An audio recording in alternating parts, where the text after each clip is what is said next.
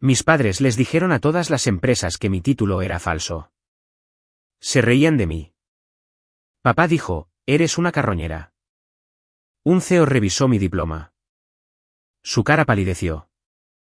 Esto no es falso, dijo. Pero tu apellido sí. Soy Valentina.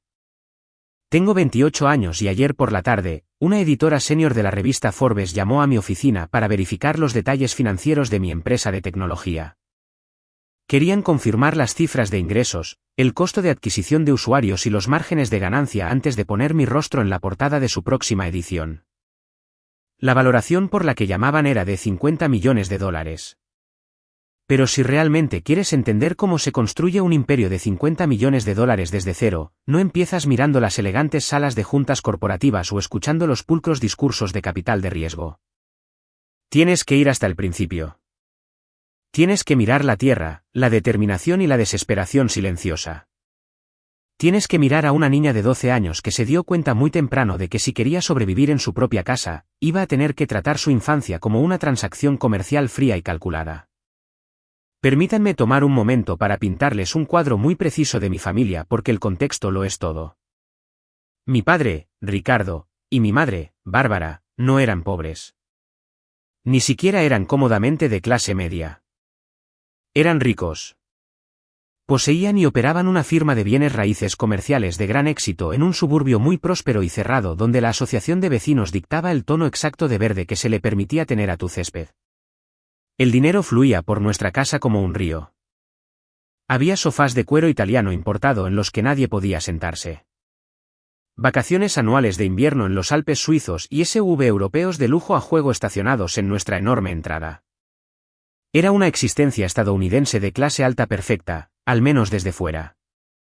Organizaban lujosas barbacoas de verano y donaban generosamente al club de campo local.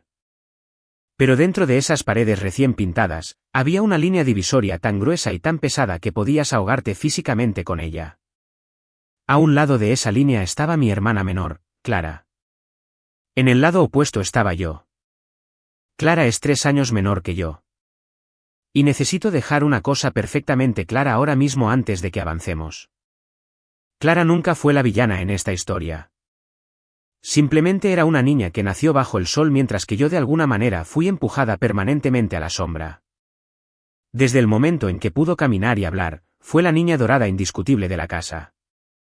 Si Clara mostraba incluso un fugaz interés momentáneo en pintar acuarelas, mis padres contrataban inmediatamente a un tutor de arte privado de la ciudad, pagando lo más alto, y convertían completamente nuestra habitación de invitados en un estudio de arte completamente funcional solo para ella.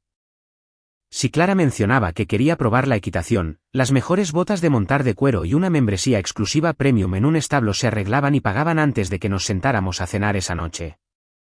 Nunca tuvo que pedir nada 2 veces. De hecho, rara vez tuvo que pedir una vez. Ricardo y Bárbara anticipaban sus necesidades y deseos como si fuera de la realeza. Curaban meticulosamente toda su vida para asegurarse de que nunca experimentara un solo momento de fricción, decepción o lucha. Hablaban interminablemente sobre proteger su futuro, sobre asegurar que su herencia la preparara para una vida de completa facilidad y prestigio social. Mi experiencia diaria en esa misma casa, respirando el mismo aire, era completamente diferente. Cada vez que necesitaba algo, la atmósfera en la habitación descendía instantáneamente 10 grados. Si necesitaba zapatillas nuevas para la clase de educación física, porque las suelas de las mías estaban completamente gastadas y separándose de la tela, mi madre suspiraba pesadamente. Cruzaba los brazos fuertemente sobre el pecho y me daba una larga y agotadora charla de 1 hora sobre la responsabilidad financiera, el valor de $1 ganado con esfuerzo y cómo estaba agotando sus recursos. Era absolutamente desconcertante. Vivíamos en una casa con una piscina climatizada y una bodega de vinos. Sin embargo, me trataban como una enorme carga financiera que apenas toleraban por obligación legal. Para cuando soplé las velas de mi pastel de cumpleaños número 12, entendí la regla tácita e inquebrantable de la casa. Si quería algo más allá de la comida y el refugio básicos, tenía que comprarlo yo misma. Así que me puse a trabajar. Mientras mis compañeros asistían a campamentos de verano caros, tomaban clases de tenis o tenían pijamadas despreocupadas, yo iba en mi bicicleta oxidada a los barrios ricos de la ciudad. Cuidaba a niños pequeños hiperactivos que me lanzaban bloques de madera a la cabeza por $5 la hora. Cortaba enormes céspedes bajo el calor sofocante e implacable del verano hasta que mis manos se cubrían de ampollas. Lavaba montañas de platos grasientos en una cafetería local en ruinas las noches de fin de semana. Llegaba a casa a medianoche oliendo a aceite de papas fritas rancio y lejía industrial, guardaba cada billete arrugado y cada moneda que ganaba, escondiéndolos dentro de una vieja caja de zapatos en el fondo de mi armario, escondidos debajo de una pila de suéteres de invierno. Me enseñé a mí misma a presupuestar, a ahorrar para emergencias y a negociar agresivamente mi tarifa por hora de niñera con vecinos tacaños que intentaban pagarme menos. Era solo una niña, pero operaba con la lógica fría y dura de supervivencia de alguien que sabía que absolutamente nadie iba a salvarla. Tontamente pensé que si trabajaba lo suficiente, si demostraba exactamente lo independiente y responsable que era, Ricardo y Bárbara finalmente me mirarían con el mismo orgullo radiante que reservaban para Clara. Pensé que mi independencia eventualmente ganaría su amor. Estaba increíblemente, desgarradoramente equivocada. La ingenua ilusión de que alguna vez podría ganarme su respeto o amor se hizo añicos por completo y permanentemente durante el verano justo antes de irme a la universidad. Había pasado los 4 años de la escuela secundaria trabajando hasta el cansancio. Había tomado turnos extra agotadores en la cafetería, había dado clases particulares a estudiantes más jóvenes con dificultades en matemáticas avanzadas por calderilla, y había faltado deliberadamente a todos los bailes escolares, partidos de fútbol y eventos sociales. Todo para ahorrar suficiente dinero para mi matrícula universitaria. Había logrado conseguir una beca académica parcial en una muy buena universidad estatal. Y con mis ahorros cuidadosamente guardados, apenas podía cubrir mi habitación en la residencia y mi plan de comidas básico. Había calculado mi hoja de presupuesto hasta el último centavo, sintiendo un inmenso orgullo de que iba a lograrlo sin deberles nada. Pero cuando el programa oficial de mis clases básicas de primer año llegó por correo a fines de julio, me di cuenta de que había cometido un error de cálculo devastador. Los libros de texto requeridos, incluso si buscaba agresivamente las copias más usadas, subrayadas y maltratadas disponibles en línea, iban a costar significativamente más de lo que había anticipado. Revisé los números una y otra vez hasta que me ardieron los ojos. Me faltaban exactamente $200. $200. En una casa que casualmente y fácilmente gastaba 10 veces esa cantidad en escapadas de golf de fin de semana o bolsos de diseñador sin pestañear, no debería haber sido nada. Debería haber sido un problema completamente inexistente. Imprimí mi hoja de presupuesto, revisé mis cálculos y bajé las escaleras. Encontré a Ricardo y Bárbara sentados en la enorme isla de granito de nuestra cocina diseñada a medida. Estaban bebiendo vino caro importado y revisando unos gruesos documentos legales de aspecto oficial.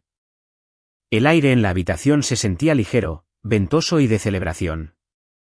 Respiré hondo y constante, apretando mi papel impreso en mis manos sudorosas, y me acerqué a ellos. Me aclaré la garganta. Expliqué mi situación lo más clara y tranquilamente posible, manteniendo mi voz completamente desprovista de emoción. Les mostré los cálculos en el papel. Humildemente les pregunté si podían prestarme los $200 solo para los libros de texto requeridos, prometiéndoles devolverles el dinero en su totalidad para el Día de Acción de Gracias una vez que consiguiera un trabajo de estudio en el campus universitario. El silencio que cayó sobre la cocina fue absoluto y ensordecedor. El ambiente festivo se desvaneció instantáneamente, reemplazado por una tensión espesa y sofocante que dificultaba la respiración. Ricardo lentamente, deliberadamente, dejó su costosa copa de vino sobre el mostrador de granito. Me miró. No me miró con simpatía, ni siquiera me miró con el fastidio parental estándar. Me miró con puro, no adulterado, disgusto visceral. Su cara se puso de un rojo intenso y furioso, las venas de su cuello se abultaron ligeramente. Deja de actuar como una carroñera, Valentina, espetó, su voz áspera y resonando en los altos techos abovedados. Siempre estás pidiendo sobras. Te damos un techo sobre tu cabeza. Te alimentamos. Y ahora quieres que financiemos tu mala planificación e incompetencia. Te dijimos hace años que tus gastos universitarios eran tu exclusiva responsabilidad. Me quedé allí completamente congelada, mis pies enraizados en el suelo de madera, una carroñera. La palabra me golpeó como un fuerte golpe físico directamente en el pecho. Estaba trabajando 30 horas a la semana como adolescente de secundaria, pagando mi propia vida, manteniendo un promedio de calificaciones casi perfecto, y me llamaban carroñera por pedir $200 para materiales educativos. Antes de que pudiera siquiera procesar la profunda humillación e injusticia de sus palabras, Bárbara intervino, suavemente, golpeando sus uñas perfectamente cuidadas contra los gruesos documentos legales en el mostrador. Además, dijo suavemente, sin siquiera molestarse en hacer contacto visual conmigo, manteniendo sus ojos fijos en el papeleo. Acabamos de finalizar una compra muy importante hoy. Necesitamos ser muy cuidadosos con nuestros activos líquidos en este momento. Miré los documentos que estaba golpeando.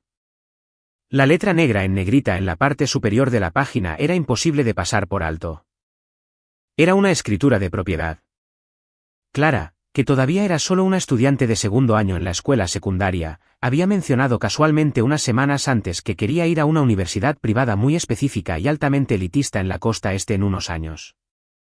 Se había quejado casualmente de que no quería vivir en un dormitorio estrecho y ruidoso con gente común.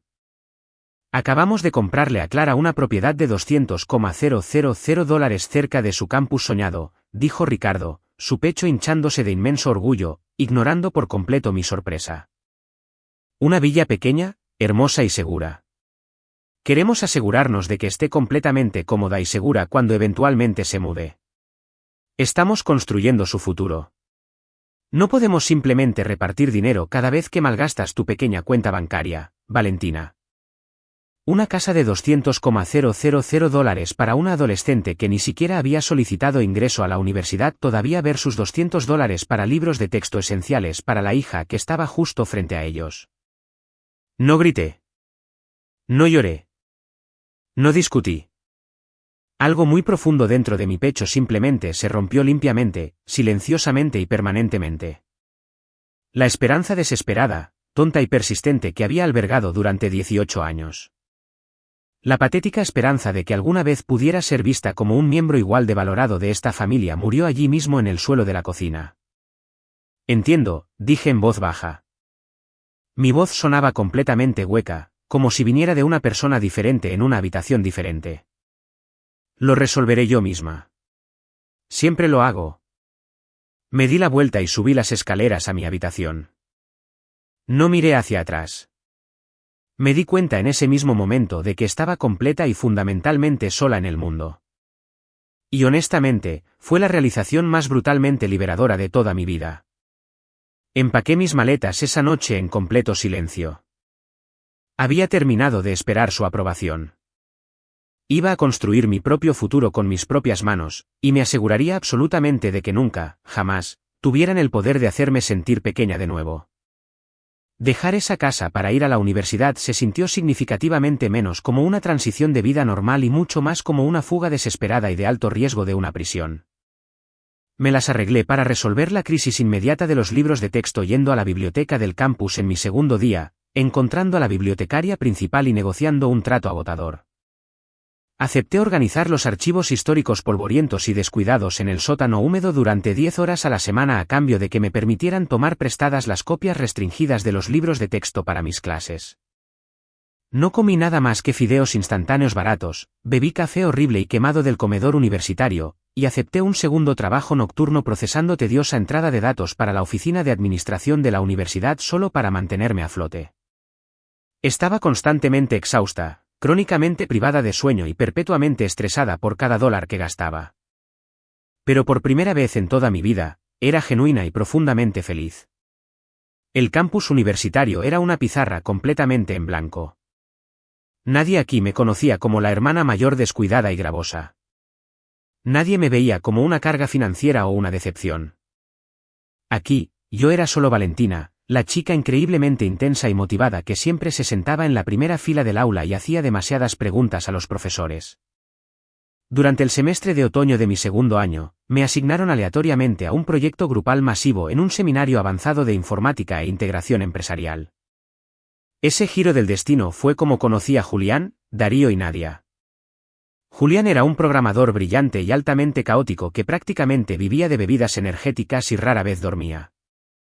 Darío era un diseñador de interfaz tranquilo y meticuloso que rara vez hablaba, pero podía hacer que cualquier software se viera increíblemente elegante e intuitivo. Y Nadia era una fuerza de la naturaleza absoluta, una genio del marketing de habla rápida que podía vender hielo con confianza a un oso polar en una tormenta de nieve. Solo se suponía que debíamos construir un modelo de software básico e hipotético para aprobar la clase. Pero después de 3 días agotadores de lluvia de ideas en una sala de estudio estrecha, sin ventanas y con mucho aire acondicionado en la biblioteca, mirando una pizarra cubierta de marcador de borrado en seco, nos dimos cuenta de que habíamos tropezado accidentalmente con algo mucho más grande que una calificación aprobatoria. Estábamos diseñando una plataforma integral de optimización de la productividad y el flujo de trabajo. Estaba específicamente diseñada para ayudar a las pequeñas y medianas empresas a automatizar completamente sus tareas operativas diarias. Optimizar perfectamente su comunicación interna y gestionar de forma segura los datos de sus clientes sin necesidad de contratar un departamento de TI enorme y costoso. Era simple, era elegante y era increíblemente despiadadamente efectiva. ¿Por qué diablos estamos haciendo esto solo por una calificación?, preguntó Julián una noche tarde, limpiándose la grasa de pizza barata de la barbilla y señalando la pantalla brillante de su computadora portátil. Este código central es absolutamente sólido. Podríamos construir esto de verdad. Podríamos vender esto. Esa única frase fue la chispa que encendió un fuego masivo. Oficialmente llamamos a la plataforma Momentum. Prácticamente trasladamos todas nuestras pertenencias al apartamento húmedo, sin calefacción y mal iluminado del sótano de Julián, ubicado completamente fuera del campus. Pasamos todas nuestras noches y fines de semana escribiendo interminables líneas de código, diseñando interfaces de usuario fluidas y llamando agresivamente en frío a empresas locales para rogarles que probaran nuestra versión beta muy rudimentaria. Luchamos constantemente. Discutimos sobre la ubicación de los botones. Celebramos pequeñas victorias incrementales con la cerveza más barata que pudimos comprar, y pasamos significativamente más noches en vela de las que mi cuerpo desea recordar. Por primera vez en mi existencia, sentí que realmente pertenecía a algo real y significativo. Julián, Darío y Nadia rápidamente se convirtieron en mi verdadera familia elegida. Cuando un mes me quedé peligrosamente corta para mi parte del alquiler, Darío tranquilamente me adelantó el efectivo sin darme una sola charla sobre la responsabilidad. Cuando estuve enferma con una gripe terrible, Nadia me trajo sopa caliente, me confiscó mi computadora portátil y me obligó físicamente a desconectarme y dormir. Valoraban intensamente mi cerebro. Respetaban profundamente mi ética de trabajo implacable, casi obsesiva. Y nunca, ni una sola vez, me hicieron sentir que estaba pidiendo demasiado o ocupando demasiado espacio. Estábamos construyendo una empresa de tecnología, sí, pero lo que es más importante, estábamos construyendo una fortaleza. Momentum era mi plan personal para una vida en la que yo tenía firmemente todas las cartas y dictaba todas las reglas. Tomé cada gota de mi dolor de la infancia, mi rechazo persistente y mi ira hirviente, y lo lancé directamente a los cimientos de la empresa. Sabía con absoluta certeza que la única forma de protegerme verdaderamente de los Ricardos y Bárbaras del mundo era volviéndome tan exitosa, tan innegablemente poderosa y tan fuertemente aislada por mi propia riqueza que sus opiniones ya no tendrían ningún peso. Estaba construyendo cuidadosamente mi armadura permanente línea de código por línea de código. Mientras mi vida auténtica y real florecía activamente en ese sótano húmedo y desordenado con mis cofundadores, mis obligaciones persistentes y forzadas con mi familia biológica seguían siendo una tarea tediosa y agotadora que aún no podía escapar por completo. Una vez al mes, se esperaba estrictamente que condujera las 2 horas de regreso a mi rica ciudad natal para una cena familiar dominical obligatoria. Ricardo y Bárbara insistían agresivamente en mantener la fachada impecable de una familia perfecta, unida y amorosa únicamente para el beneficio de sus vecinos ricos y entrometidos y sus amigos del club de campo que juzgaban. Asistir a estas cenas se sentía exactamente como subir a un escenario brillantemente iluminado para actuar en una obra terrible y mal escrita donde absolutamente todos conocían el guión de memoria excepto yo. La enorme mesa de comedor de caoba siempre estaba meticulosamente puesta con su vajilla fina más cara, copas de cristal y pesados cubiertos pulidos. La comida, ya fuera de catering o cocinada, siempre era increíblemente cara, presentando cosas como pato asado seco o trufas importadas, y la conversación siempre era, sin falta, agonizantemente vacía. La rutina establecida nunca variaba. Ricardo servía el costoso vino añejo, tomaba su asiento a la cabecera de la mesa e inmediatamente centraba el 100% de su atención directamente en Clara. Clara, sin duda, estaba bien. Asistía con éxito a esa universidad de élite, ridículamente cara, en la costa este, vivía cómodamente en su villa de $200,000 y estudiaba historia del arte. Como mencioné antes, era una chica genuinamente dulce y bien intencionada, y no sentía absolutamente ningún enojo hacia ella directamente.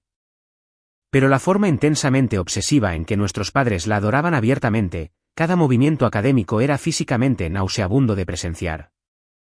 Cada ensayo menor e insignificante de 2 páginas que escribía se discutía largamente, como si fuera una tesis doctoral innovadora.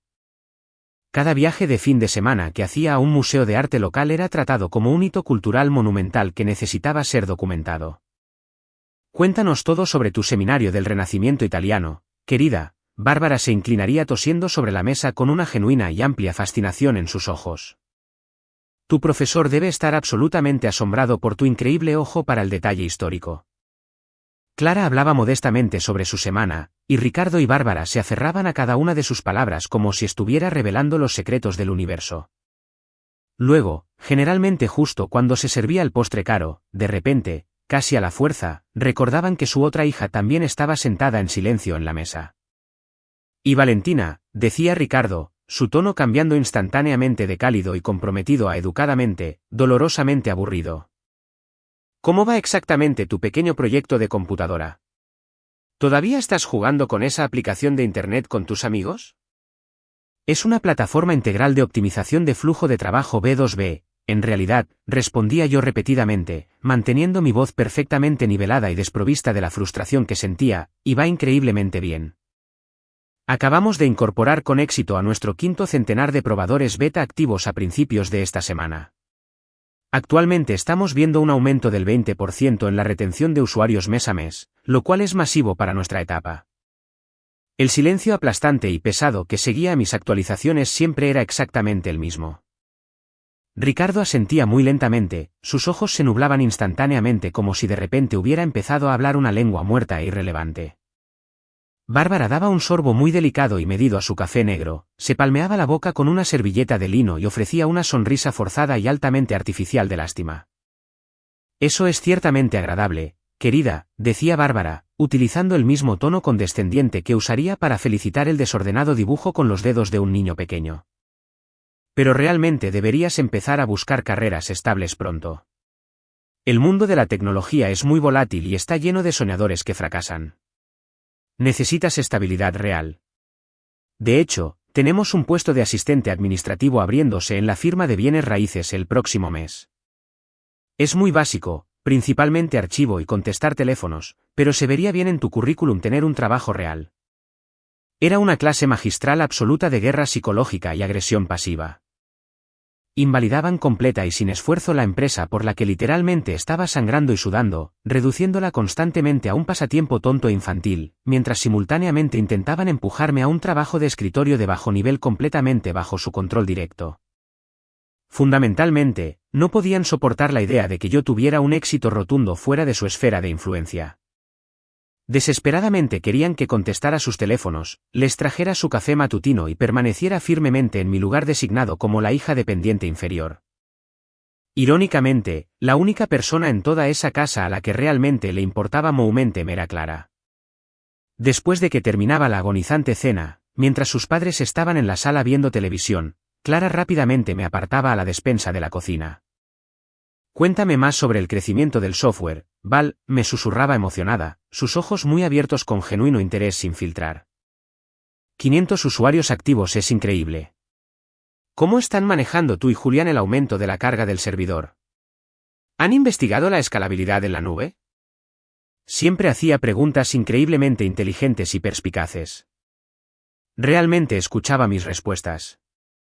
Era una dinámica extraña, completamente al revés, darme cuenta de que mi hermana menor, mimada y privilegiada, veía mi potencial de negocio mucho más claramente que los adultos que nos habían criado. Pero su apoyo secreto y susurrado nunca fue suficiente para hacer soportables las cenas mensuales. Cada vez que conducía las 2 horas de regreso al campus en la oscuridad, mis manos apretaban el volante con tanta fuerza que mis nudillos se ponían blancos como la nieve. Usaba activamente su condescendencia educada y su lástima como combustible. Que pensaran que era solo un pequeño proyecto. Que pensaran que estaba perdiendo el tiempo por completo. Iba a construir silenciosamente un imperio masivo justo debajo de sus narices increíblemente arrogantes. El día de la graduación finalmente llegó y pasó, ofreciéndome un pedazo de papel que Ricardo y Bárbara apenas reconocieron. Para ese momento, Moumente me estaba creciendo constante y agresivamente. Pero estábamos completamente atascados en esa etapa dolorosa y muy precaria del Valle de la Muerte de una startup tecnológica.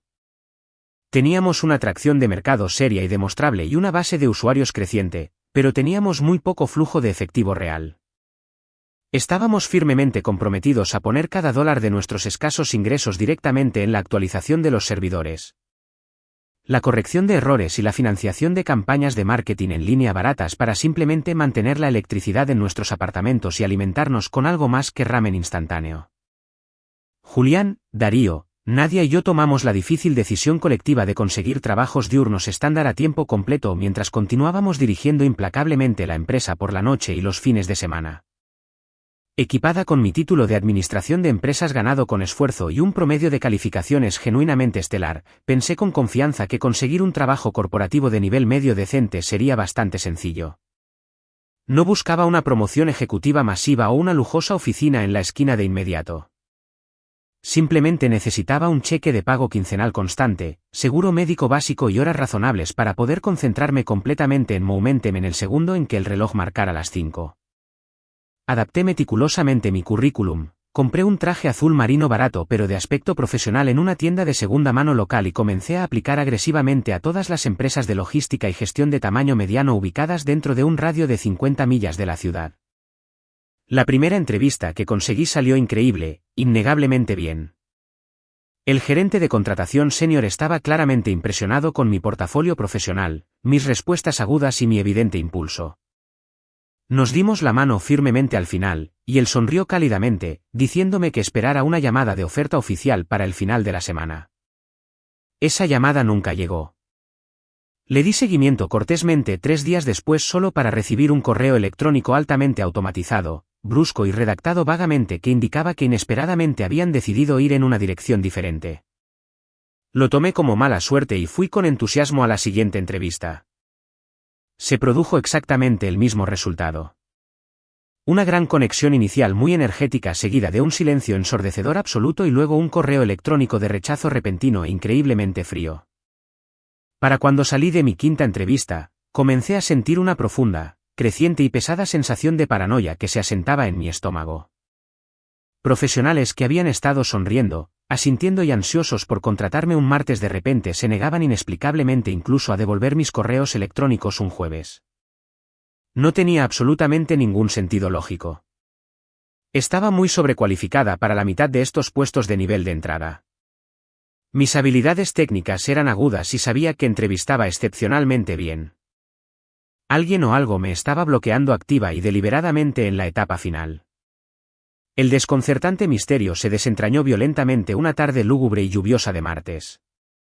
Acababa de terminar lo que parecía una entrevista final muy exitosa en una empresa de gestión de la cadena de suministro de gran prestigio y renombre en el centro de la ciudad. Estaba sentada sola en una cabina estrecha en una cafetería justo al otro lado de la calle, esperando que la fuerte lluvia se detuviera cuando mi teléfono celular sonó abruptamente. Era Nadia. Sonaba completamente sin aliento y absolutamente furiosa.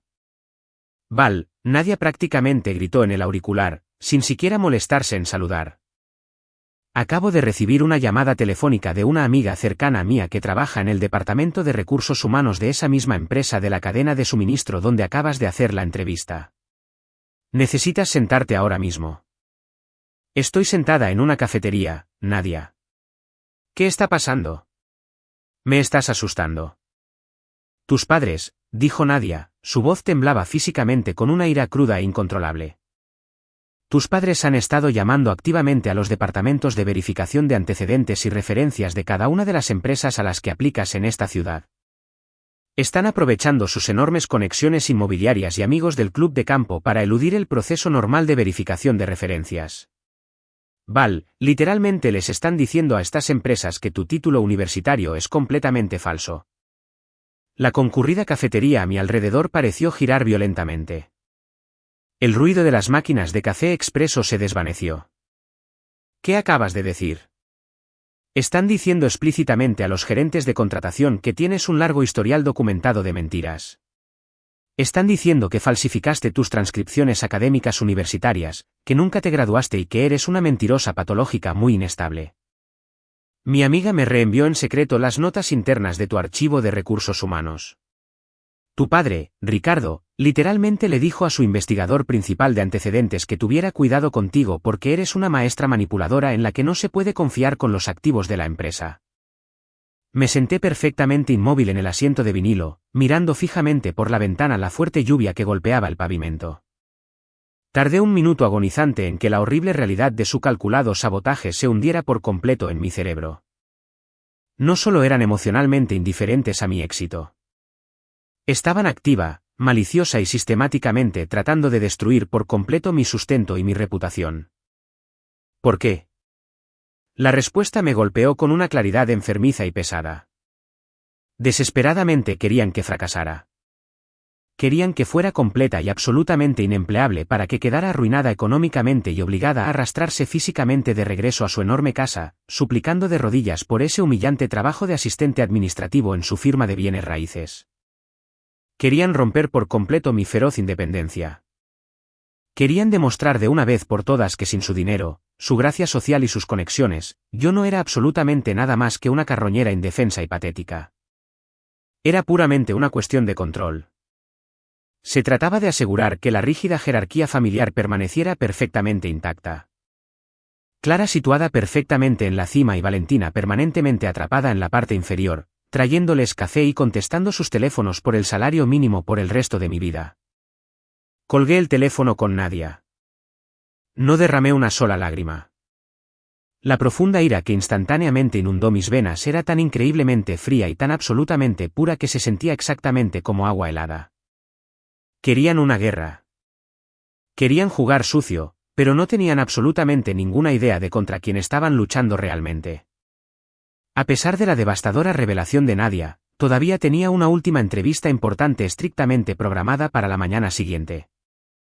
Era con una firma de capital de riesgo y gestión independiente masiva y de gran éxito que operaba completa y totalmente fuera de la red inmobiliaria suburbana de mis padres. El CEO de esta firma era un hombre notoriamente despiadado e increíblemente brillante de unos 60 y tantos años llamado Arturo Vance. Era ampliamente conocido en el distrito financiero por establecer sus propias reglas rígidas y realizar intencionalmente sus propias verificaciones de antecedentes profundamente exhaustivas en los posibles contratados ejecutivos, sin confiar absolutamente en la palabra de nadie más que en la suya. Debatí ferozmente cancelar la reunión por completo.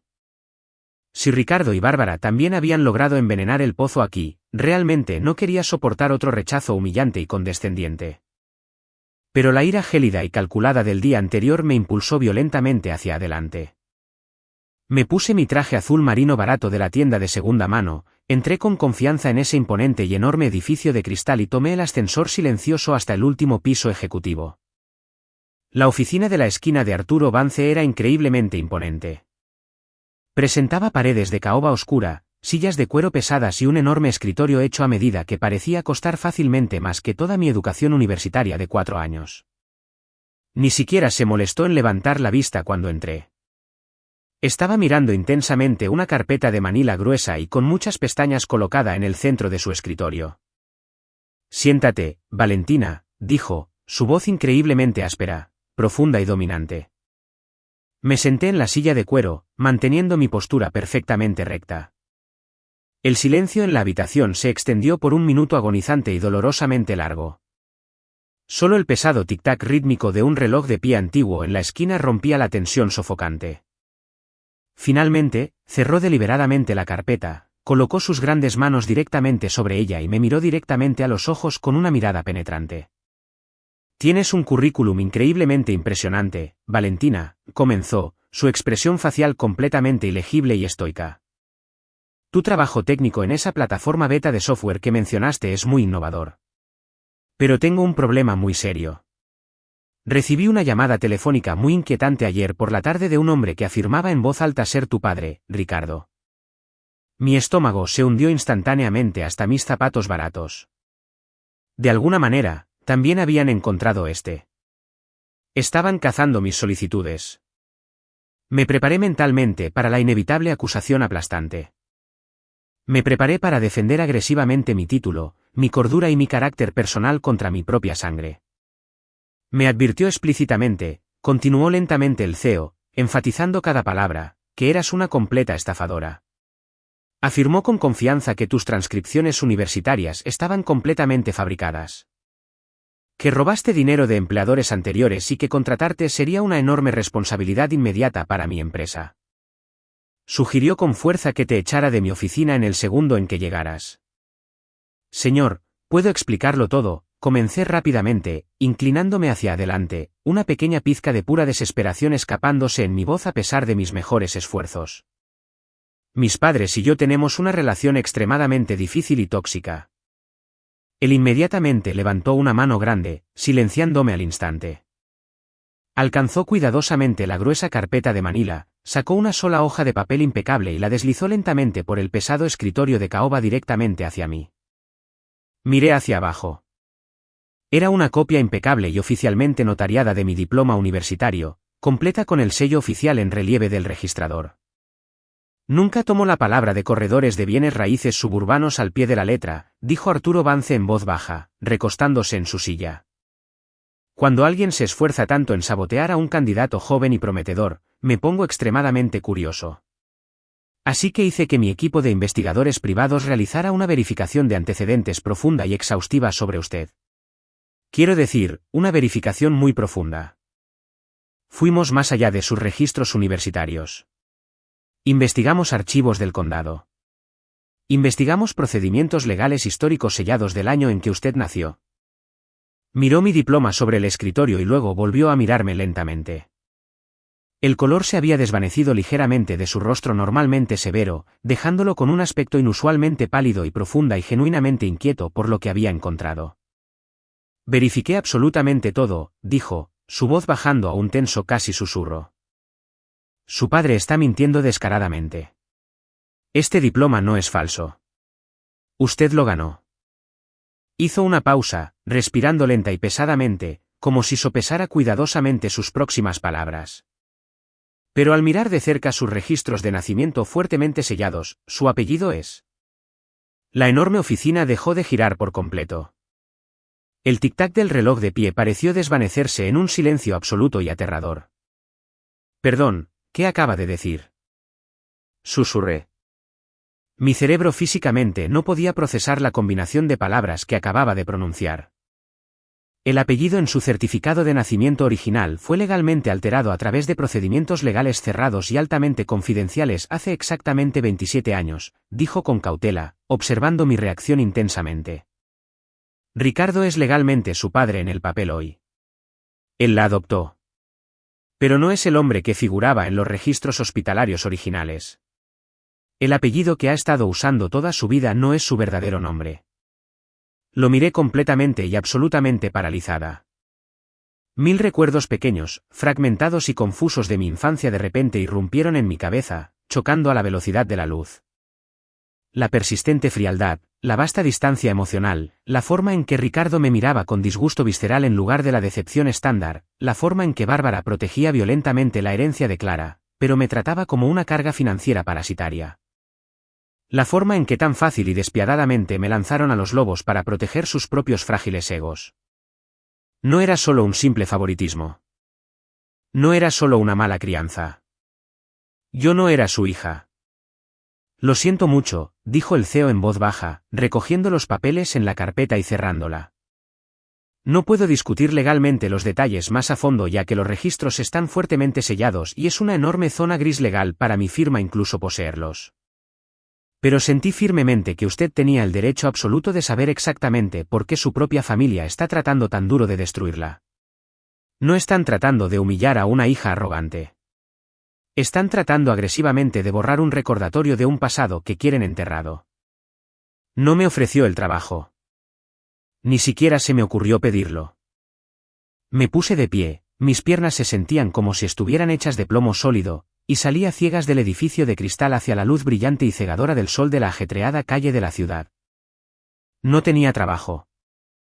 No tenía familia. Y aparentemente, ni siquiera tenía un nombre real. Pero mientras caminaba lentamente de regreso al sótano húmedo donde mis servidores zumbaban ruidosamente en la oscuridad, el shock inicial paralizante comenzó a convertirse lentamente en algo completamente diferente, algo increíblemente afilado y peligroso. Me habían mentido durante 28 años. Me habían tratado como un perro callejero al que se veían obligados a alimentar. Y luego habían intentado activamente arruinar todo mi futuro solo para mantenerme atrapada en su patio. Abrí violentamente la puerta del sótano. Julián, Darío y Nadia levantaron la vista de sus pantallas brillantes, esperando inmediatamente malas noticias sobre la entrevista. No conseguí el trabajo, dije, mi voz extraña y aterradoramente tranquila.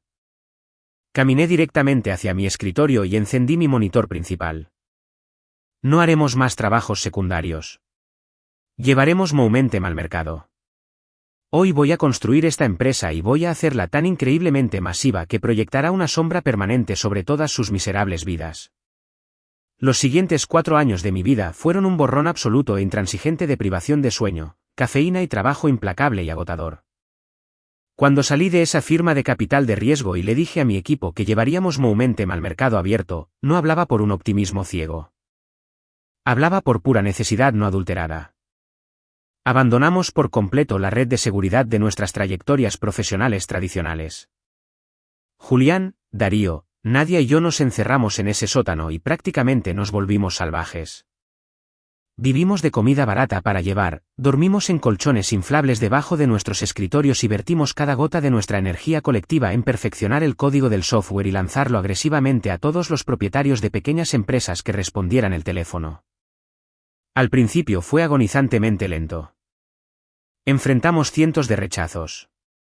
Agotamos nuestras tarjetas de crédito personales solo para mantener activo el alojamiento del servidor. Pero lenta, constantemente, la marea comenzó a cambiar.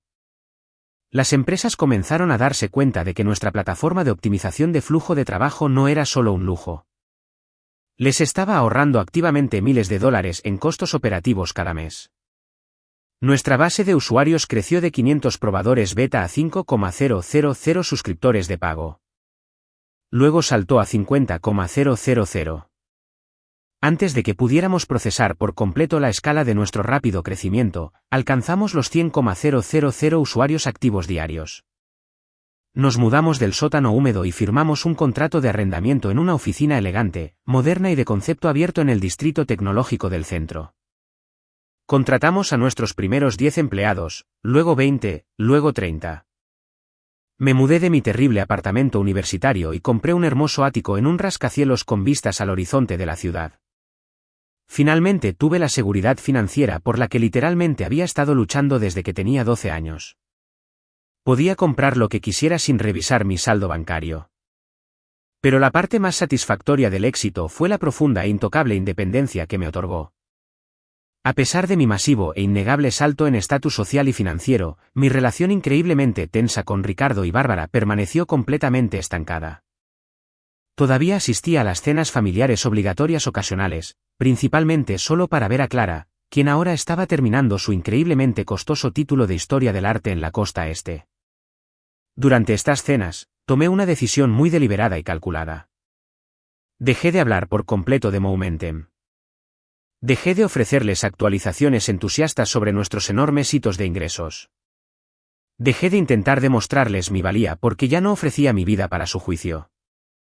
Ricardo y Bárbara simplemente asumieron que mi pequeño proyecto de computadora se había estancado o fracasado por completo. Nunca se molestaron en buscar mi nombre en Google o buscar la empresa. Es una pena que no hayas aceptado ese puesto de asistente administrativo cuando te lo ofrecimos, Valentina, dijo Bárbara durante una cena de acción de gracias particularmente dolorosa, dando un delicado sorbo a su vino. Habrías tenido una sólida antigüedad de 3 años para ahora. ¿Cómo estás pagando tu alquiler con esa afición de Internet tuya? Me las arreglo muy bien, Bárbara, respondí suavemente, cortando mi pavo. Había dejado de llamarlos mamá y papá en mi cabeza. Bueno, si alguna vez necesitas un pequeño préstamo muy estructurado para superar un mal momento, puedes pedírselo a tu padre, ofreció, su tono goteaba esa familiar y enfermiza lástima. Solo queremos que seas estable como Clara. Clara acaba de conseguir una pasantía muy prestigiosa y no remunerada en una galería de Manhattan. Estamos pagando su apartamento allí, por supuesto. Miré a Clara al otro lado de la mesa. Me hizo una pequeña mueca de disculpa. Clara sabía exactamente cuán exitoso era Momentum. Era la única en la familia que leía los blogs de tecnología y seguía nuestra masiva trayectoria de crecimiento. Le guiñé un ojo apenas perceptible. Que Ricardo y Bárbara pensaran que era una carroñera patética y luchadora. Que se regodearan en su propia arrogante superioridad. Yo estaba sentada en silencio sobre una enorme bomba de tiempo de éxito absoluto y estaba perfectamente contenta de esperar el momento exacto para que detonara. Ya no necesitaba su validación. Era la directora ejecutiva de un imperio tecnológico en rápida expansión. Mi validación llegaba en forma de enormes contratos corporativos de 7 cifras y un equipo ferozmente leal que me seguiría a un incendio. La secuencia de detonación final se inició una mañana de miércoles completamente aleatoria a principios de octubre.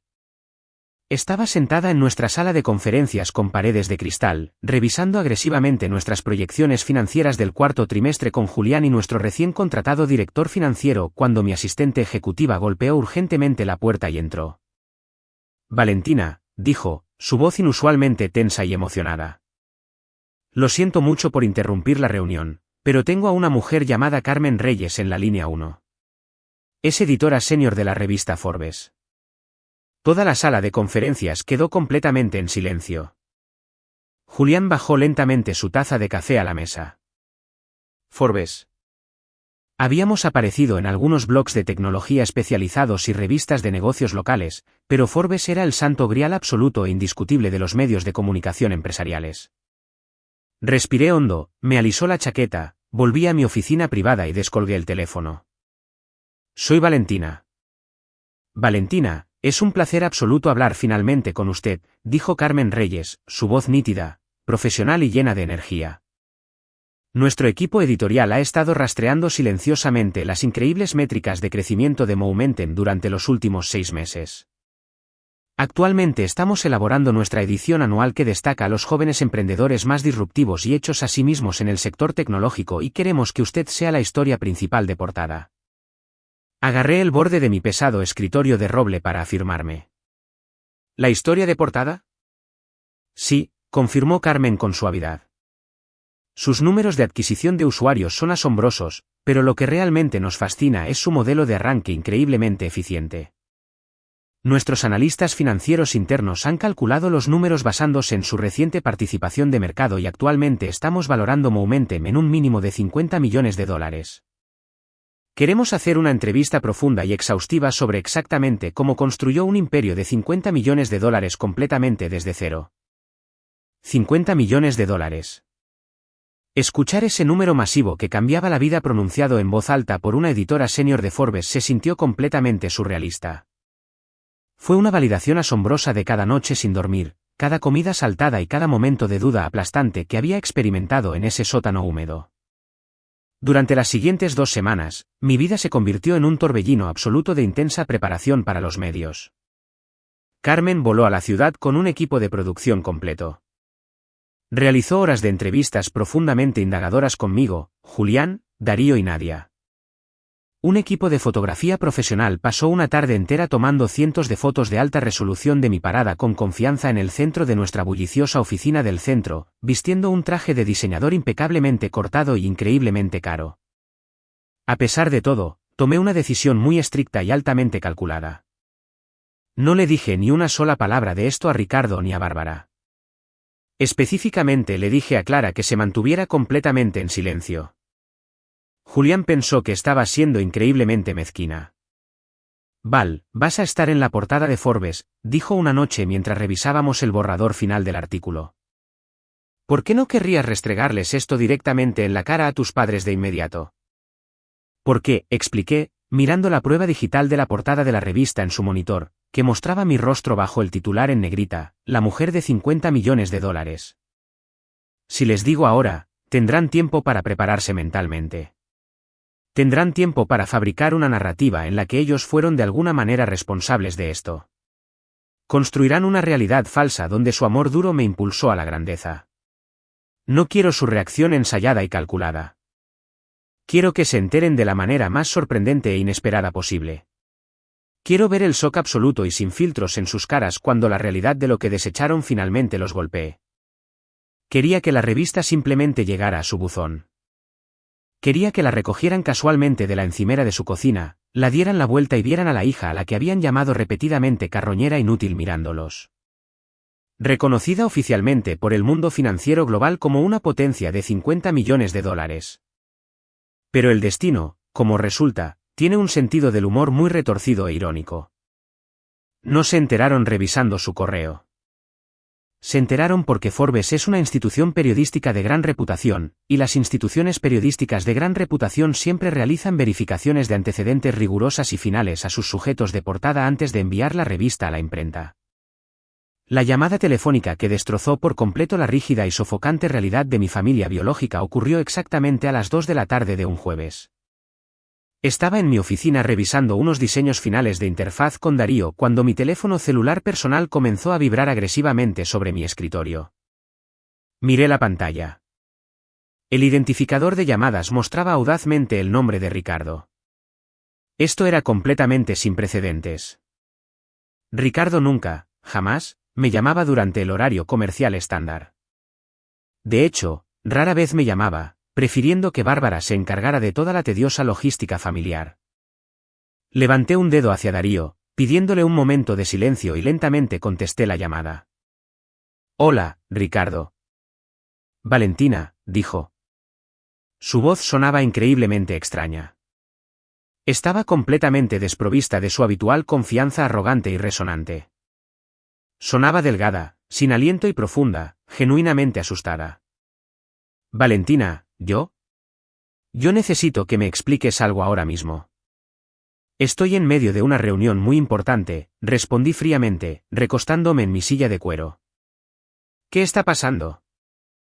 Acabo de recibir una llamada telefónica en casa, tartamudeó, ignorando por completo mi tono. Una mujer llamada Carmen Reyes de la revista Forbes. Dijo que llamaba para verificar oficialmente algunos detalles biográficos menores para una historia de portada masiva que están publicando sobre ti. Una sonrisa lenta, viciosa y muy satisfecha comenzó a extenderse por mi rostro. Forbes debió haber extraído un número de contacto de emergencia antiguo de mis primeros registros universitarios, pasando por alto a mi equipo de relaciones públicas corporativas por error. Sí, dije suavemente, manteniendo mi voz increíblemente tranquila. Eso es correcto. El número sale a los kioscos nacionales el próximo martes. Hubo un largo y agonizantemente pesado silencio al otro lado de la línea. Pude escuchar el débil sonido ahogado de Bárbara de fondo preguntándole qué pasaba, su voz teñida de confusión, dijo. Ricardo, comenzó, su voz temblaba físicamente ahora. Hizo una pausa como si intentara obligar a su cerebro a aceptar las palabras que estaba a punto de pronunciar en voz alta. Dijo que están valorando activamente tu empresa de software en 50 millones de dólares. ¿50 millones de dólares? ¿Es esto algún tipo de broma elaborada y cruel, Valentina?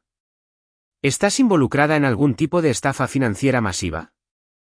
La pura audacia de su suposición inmediata de que yo no podía tener éxito, por lo tanto, debía ser una criminal, fue absolutamente asombrosa. Incluso ahora, frente a la validación de una autoridad financiera global, su primer instinto fue derribarme. No es una broma, Ricardo, y ciertamente no es una estafa, dije, mi voz endureciéndose hasta convertirse en acero helado. Momenten es una plataforma de software V2B altamente rentable, completamente verificada y en rápida expansión. Tenemos más de 100,000 clientes corporativos activos. La valoración de 50 millones de dólares es en realidad una estimación muy conservadora basada en nuestros ingresos proyectados para el cuarto trimestre. 50 millones, repitió, completamente en estado de shock. Sonaba como si le hubieran sacado violentamente todo el aire de los pulmones. ¿Pero cómo? Tú. Tú solo tienes ese pequeño pasatiempo de computadora. Postulaste a trabajos administrativos. Postulé a trabajos administrativos hace 4 años porque tú y Bárbara sabotearon activa y maliciosamente mis entrevistas corporativas diciéndoles a los gerentes de contratación que mi título universitario era completamente falso, le respondí. Finalmente soltando el pesado martillo que había estado sosteniendo durante años. ¿De verdad pensaste que nunca me enteraría de eso? Construí este imperio con mis propias manos, Ricardo. Lo construí sin una sola gota de tu dinero, tu apoyo o tus falsas conexiones de club de campo. Lo construí a pesar de ti. Él no negó el sabotaje. No se disculpó. Estaba demasiado en shock. Valentina, necesitamos hablar, finalmente logró decir, su tono cambió por completo de pánico agresivo a una calidez enfermiza, desesperada y halagadora que me hizo sentir escalofríos. Esto es una noticia increíble. Esto lo cambia todo para nuestra familia. Necesitamos celebrar adecuadamente este enorme logro. Tu madre y yo queremos invitarte a cenar este sábado al Wellington. Solo nosotros 3. El Wellington era el restaurante más exclusivo, ridículamente caro e imposible de reservar de toda la ciudad. Era el lugar al que Ricardo y Bárbara solo iban para celebrar cierres inmobiliarios multimillonarios. El sábado me funciona, dije fríamente. Maravilloso, respiró, sonando increíblemente aliviado. Estamos tan increíblemente orgullosos de ti, Valentina. Siempre supimos que tenías grandeza en ti. Colgué el teléfono sin despedirme. Miré a Darío, quien me miraba con la boca ligeramente abierta. ¿Se enteraron? Preguntó Darío en voz baja. Se enteraron, confirmé, arrojando mi teléfono sobre el escritorio. Y ahora de repente quieren ser una familia. Están tendiendo una trampa, pero no tienen absolutamente ninguna idea de que soy yo quien trae los fósforos. La noche del sábado llegó con una pesada y sofocante sensación de anticipación. No me vestí para impresionarlos.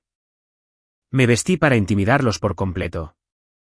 Llevaba un traje de diseñador gris pizarra hecho a medida que costó más que todo mi presupuesto universitario de primer año, combinado con un reloj sutil pero increíblemente caro. Cuando entregué mis llaves al ballet fuera del Wellington, sentí una profunda y constante calma instalarse en mí. Era completamente intocable ahora.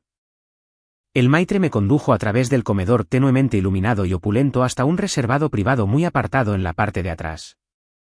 Ricardo y Bárbara ya estaban sentados. En el momento en que me vieron acercarme, ambos se pusieron de pie al instante. Era absolutamente repulsivo presenciarlo. Durante 28 años, me habían tratado como un perro callejero y molesto. Ahora, Bárbara prácticamente se arrojó sobre mí, envolviéndome en un abrazo sofocante y perfumado. Ricardo me agarró la mano y la estrechó con entusiasmo, su rostro estirado en una enorme sonrisa artificial que no llegaba a sus ojos fríos. Valentina, querida, te ves absolutamente deslumbrante, dijo Bárbara efusivamente, negándose a soltarme el brazo mientras nos sentábamos. Ese traje es increíblemente elegante. Estamos tan abrumados. Tan increíblemente orgullosos. 50 millones de dólares. Se lo he estado contando a absolutamente todos en el club de campo toda la semana. El teléfono no ha dejado de sonar. Estoy segura de que no, respondí secamente, tomando la pesada copa de agua de cristal. Aunque me parece muy fascinante que de repente estén tan ansiosos por atribuirse el mérito de una empresa que repetidamente me dijeron que era un pasatiempo tonto y volátil hace solo unos meses. Ricardo agitó la mano con desdén, soltando una carcajada fuerte y sonora que sonó completamente falsa. Oh, vamos, Valentina. Ya sabes cómo son los padres. Solo estábamos tratando de impulsarte. Queríamos poner a prueba firmemente tu determinación. El mundo de los negocios es increíblemente brutal, y necesitábamos asegurarnos absolutamente de que fueras lo suficientemente fuerte para sobrevivir. Nuestro amor duro claramente te funcionó perfectamente, ¿verdad? La pura y absoluta ilusión era asombrosa.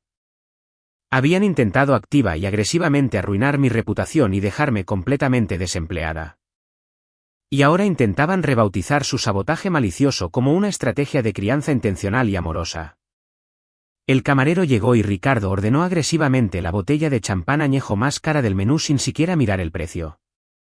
Durante la siguiente hora, mientras comíamos aperitivos con mucha trufa y carnes caras, me sometieron por completo a un aluvión de preguntas financieras increíblemente directas y muy invasivas. No preguntaron cómo me sentía. No preguntaron sobre el enorme costo emocional de dirigir una startup tecnológica en rápida expansión. Solo preguntaron sobre los números. Querían saber mi porcentaje exacto de propiedad accionaria. Sondearon agresivamente mis márgenes de ganancia específicos, mis estructuras impositivas corporativas y mis estrategias de adquisición a largo plazo. Estaban completamente salivando por la riqueza, tratando mi empresa tecnológica como si fuera una nueva y brillante pieza de bienes raíces comerciales que estaban evaluando activamente para comprar. Respondí a sus preguntas invasivas con respuestas vagas y muy corporativas, manteniendo por completo mi calma y mi actitud gélida. Sabía que estaban tramando algo. Esta cena masiva y cara no era una gira de disculpas. Ricardo y Bárbara nunca, jamás, gastaban este tipo de dinero o usaban tanta adulación a menos que estuvieran intentando cerrar un trato muy lucrativo.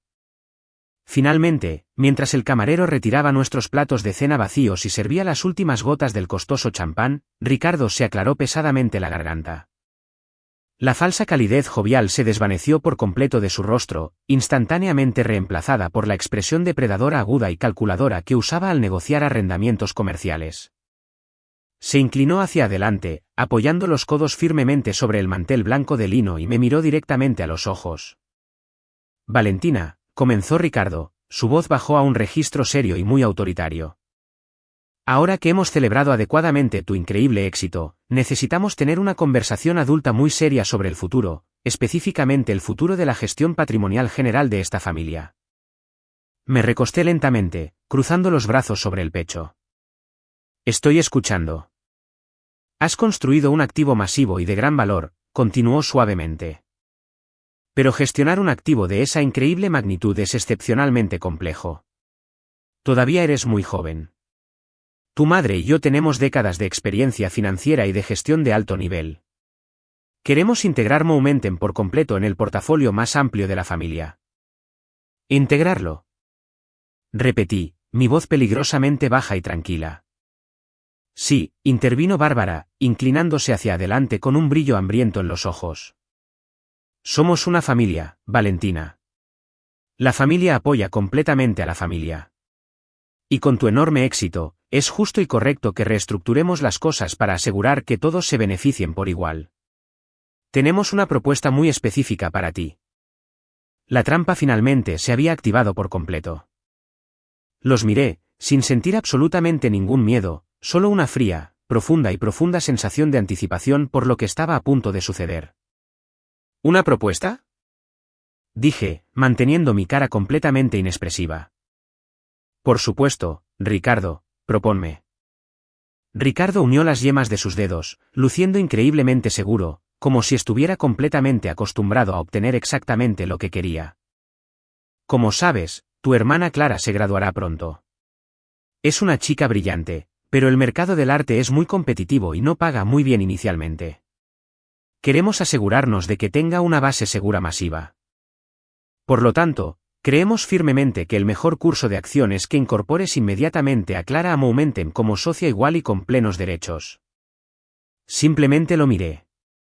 La pura y asombrosa audacia de la demanda me cortocircuitó momentáneamente el cerebro. ¿Una socia igual? Repetí lentamente, probando cuidadosamente las pesadas palabras.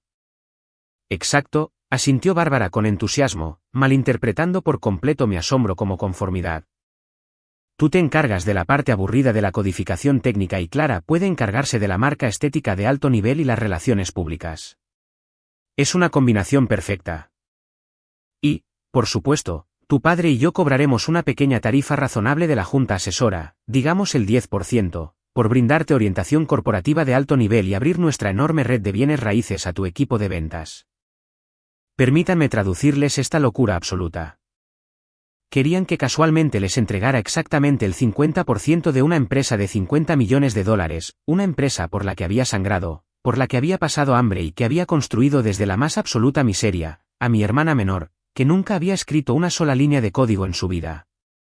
Y además de eso, querían activamente desviar otro 10% para ellos mismos solo por honrarme con su presencia. Querían robar el 60% del trabajo de mi vida simplemente porque compartíamos un apellido legal. Miré el mantel de lino blanco.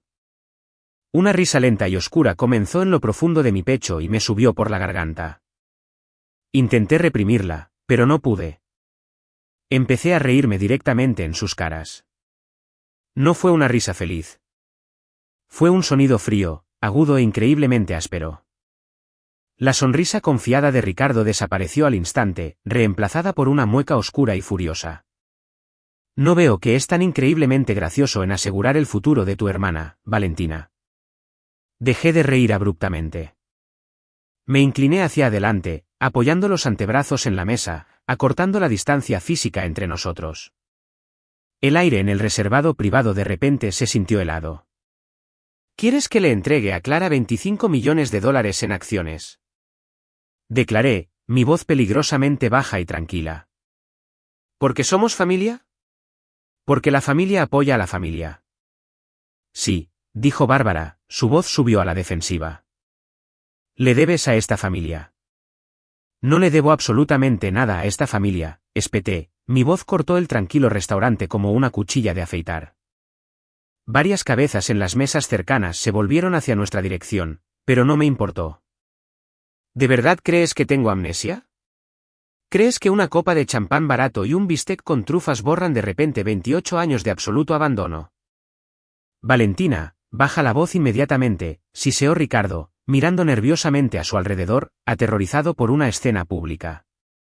Hace 10 años, en tu enorme cocina hecha a medida. Te rogué por $200 para comprarte libros de texto para poder aprobar mis clases de primer año, continué implacablemente, fijando mis ojos en Ricardo y negándome a dejar que desviara la mirada. Estabas firmando el papeleo final para comprarle a Clara una villa de $200,000. ¿Recuerdas exactamente cómo me llamaste ese día, Ricardo? ¿Recuerdas la palabra específica que usaste? El rostro de Ricardo se quedó completamente sin color. Tragó saliva con dificultad. Me llamaste carroñera. Escupí la palabra, dejando que todo el veneno que había guardado durante una década cubriera por completo las sílabas. Me dijiste que estaba pidiendo sobras. Y luego, cuando finalmente intenté conseguir un trabajo corporativo para mantenerme, llamaste agresivamente a todos los gerentes de contratación de la ciudad y les mentiste maliciosamente, diciendo que mi título era completamente falso. Solo para intentar forzarme a convertirme en tu patética asistente administrativa. Bárbara jadeó ruidosamente, llevándose una mano a sus perlas. Solo estábamos tratando de proteger. Estabas tratando de romperme, la interrumpí, mi voz fría y dura como un diamante. Y fallaste por completo. Construí este enorme imperio. ¿Yo? Soy la carroñera que construyó una fortaleza de $50 millones. Y ahora tienes la increíble y asombrosa osadía de sentarte aquí y exigir que le entregue las llaves a la niña de oro. Me levanté lentamente del reservado. Metí la mano en mi chaqueta de traje a medida, saqué un billete de $100 y lo tiré casualmente sobre la mesa. Eso es para el champán, dije, mirándolos. Ambos se veían increíblemente pequeños, patéticos y completamente derrotados. No me contacten nunca más. No llamen a mi oficina. No intenten aprovecharse de mi nombre. Estoy rompiendo por completo los lazos con ustedes. Si alguna vez intentan interferir con mi negocio de nuevo, desataré un equipo legal tan masivo y despiadado que estarán luchando contra demandas hasta que ambos mueran. Me di la vuelta y salí del restaurante, dejándolos sentados en un silencio atónito y absoluto.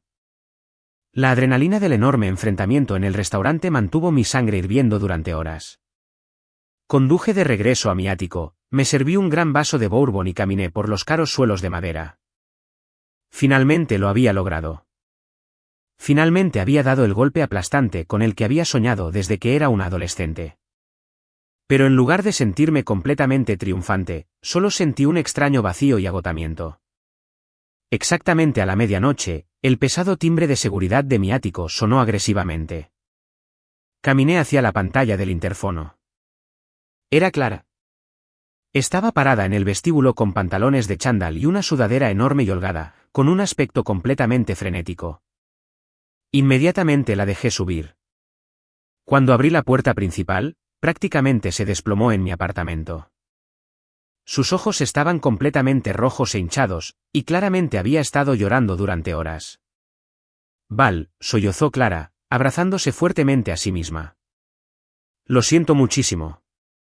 No tenía absolutamente ninguna idea de que iban a hacerte eso esta noche. Te juro que no pedí ni una sola parte de tu empresa. No la quiero. Es tuya. Lo sé, Clara, dije suavemente, guiándola al gran sofá de terciopelo de la sala de estar y entregándole un vaso de agua. Sé que no lo hiciste. Esto fue completamente su juego retorcido y codicioso. No estoy enojada contigo. Clara dio un sorbo tembloroso al agua, sus manos temblaban violentamente. Miró al suelo, negándose a mirarme a los ojos. El silencio se prolongó, pesado y profundamente incómodo. Hay algo más, susurró Clara finalmente, su voz entrecortada. Algo que necesito contarte. Debería habértelo dicho hace años, pero estaba aterrorizada. Y después de lo que intentaron hacerte esta noche, no puedo guardar más sus secretos tóxicos. Me senté a su lado en el sofá, sintiendo un nudo frío de pavor formarse instantáneamente en la boca de mi estómago. Clara, ¿qué es? Dio un respiro profundo y tembloroso. ¿Sabes cómo siempre te trataron diferente? ¿Como si no pertenecieras? ¿Como si fueras una extraña? Simplemente lo estaban soportando. Sí, dije en voz baja. Lo viví durante 28 años. ¿Es por qué? Es porque no lo eres, tartamudeó Clara, las lágrimas se derramaron por sus pestañas y corrieron por sus mejillas. No eres la hija biológica de Ricardo, Val. Las palabras me golpearon, pero sorprendentemente no me derribaron por completo. En cambio, una pieza masiva y pesada del rompecabezas de repente encajó perfectamente en mi cerebro. Instantáneamente pensé en esa entrevista humillante y aterradora con Arturo Vance, el despiadado CEO. Recordé sus palabras exactas. Este diploma no es falso. Pero al mirar sus registros de nacimiento sellados, su apellido es. ¿Cómo sabes esto? Pregunté, mi voz apenas un susurro. Los escuché pelear al respecto cuando tenía 15 años, confesó Clara, limpiándose la cara con la manga. Estaban gritando completamente el uno al otro en la oficina de casa. Bárbara admitió que quedó embarazada de otra persona justo antes de conocer a Ricardo. Entró en pánico. Ricardo accedió a poner oficialmente su nombre en el certificado de nacimiento y adoptarte formalmente, pero solo si eliminaban por completo al padre biológico del panorama de forma permanente. La obligó a sellar los registros, pero Ricardo, él nunca, jamás la perdonó por ello. Y él descargó todo ese resentimiento tóxico masivo directamente en ti. Cada vez que te miraba, veía al hijo de otro hombre. La claridad absoluta de sus palabras era cegadora. Explicaba absolutamente todo.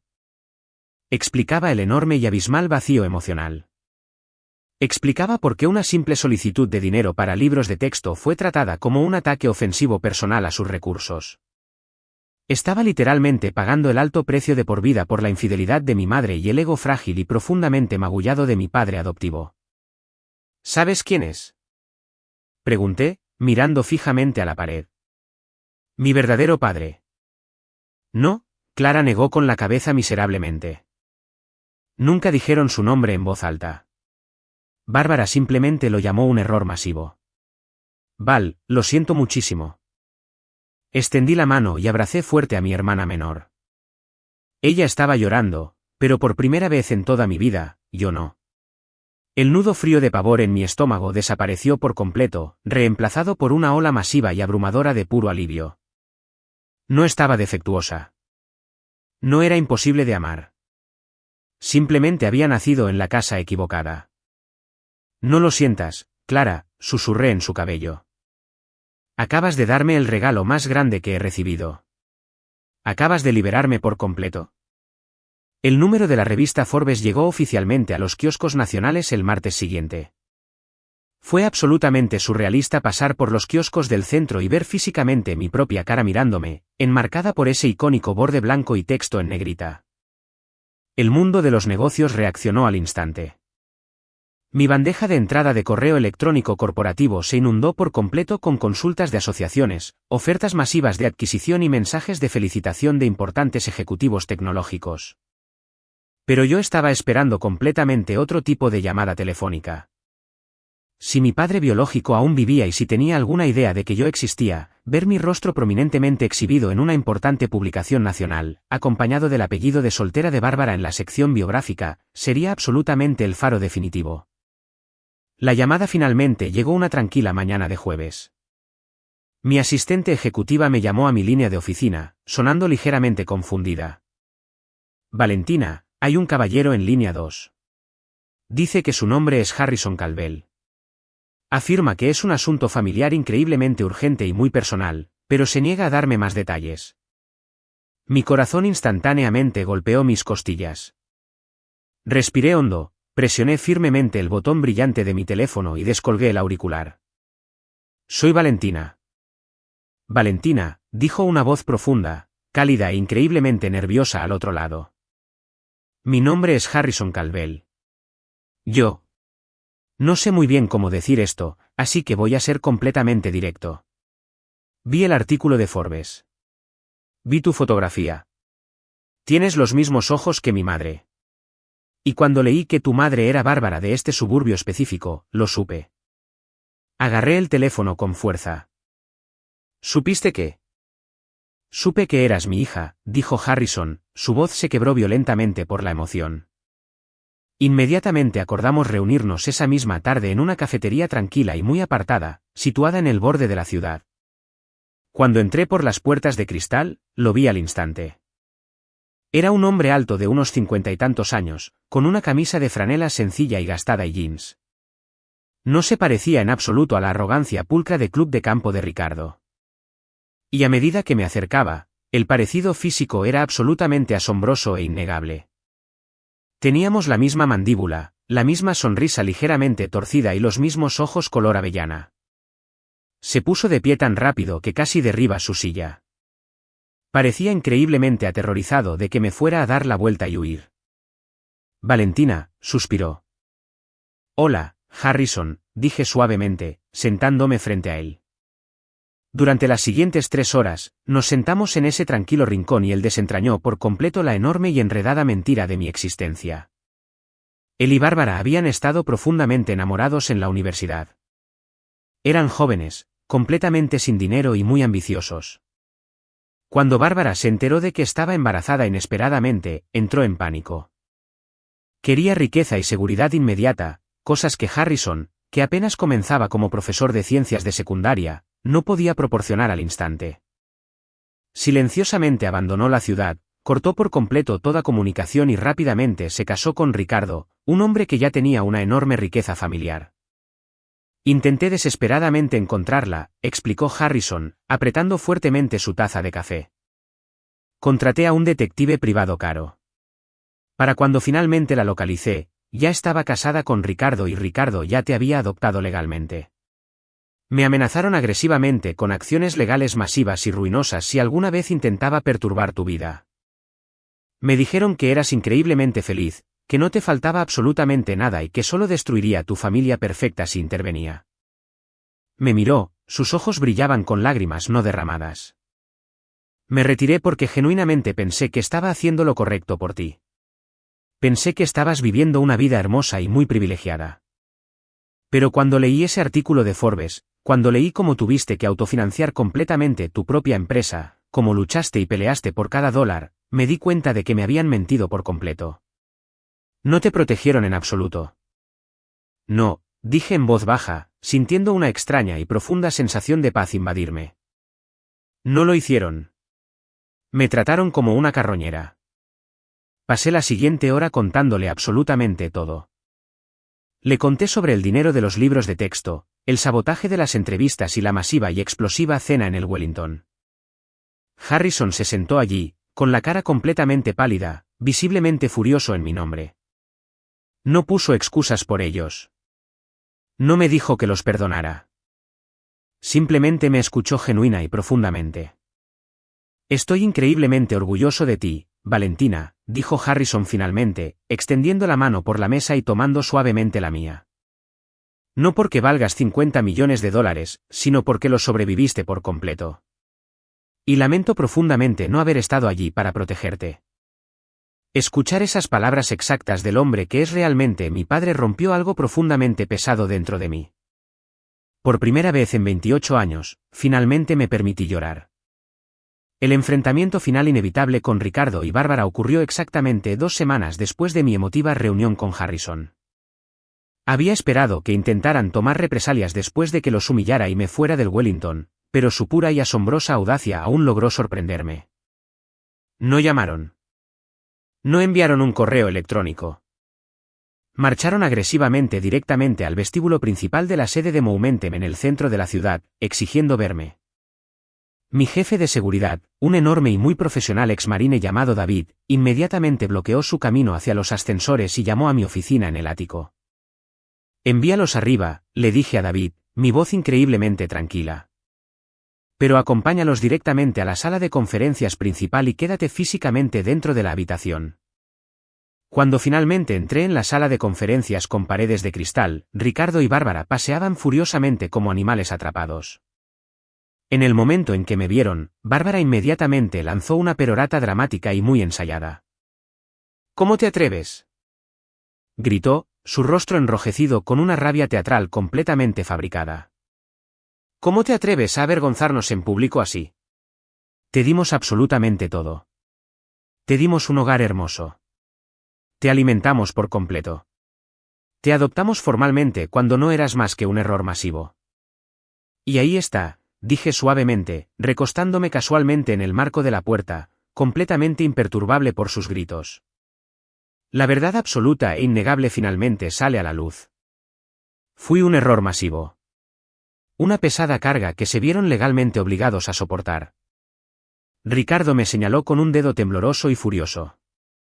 Escúchame, mocosa arrogante y desagradecida. Legalmente nos debes. Te dimos un techo sobre tu cabeza. Si no nos cedes inmediatamente las acciones que generosamente propusimos para Clara, destruiremos por completo tu reputación pública. Iremos a la prensa. Les diremos explícitamente lo profundamente inestable y mentalmente enferma que estás. Les diremos que eres una mentirosa patológica. Lo miré sin sentir absolutamente nada más que pura y no adulterada lástima por lo increíblemente pequeño y patético que realmente era. Adelante, lo desafié, mi voz bajó a un tono muerto y tranquilo. Llama a la prensa. Ricardo, llama a Forbes. Llama al Wall Street Journal. Hazlo ahora mismo. Dudó, completamente desconcertado por mi absoluta falta de miedo. Mientras hablas por teléfono con los periodistas, continué, dando un paso lento hacia él.